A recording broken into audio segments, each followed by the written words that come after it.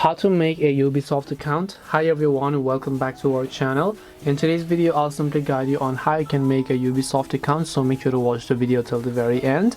If you want to create a Ubisoft account, all you have to do is simply go ahead and then open up your browser.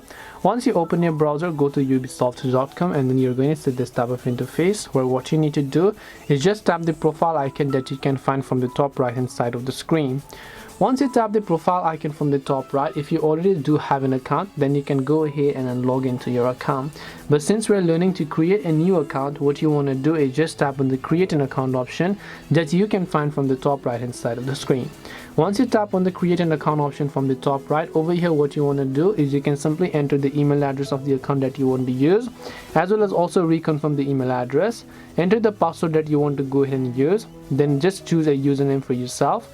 Once you choose a username, you can simply enter your date of birth, agree to Ubisoft's terms and conditions, tap on create a Ubisoft account, verify your email, and your Ubisoft account will be successfully created. This way you can sign up or make an account in Ubisoft. Hope this video was very helpful. If you have any questions, feel free to leave them down. Thank you for watching till the end and see you soon in the next video.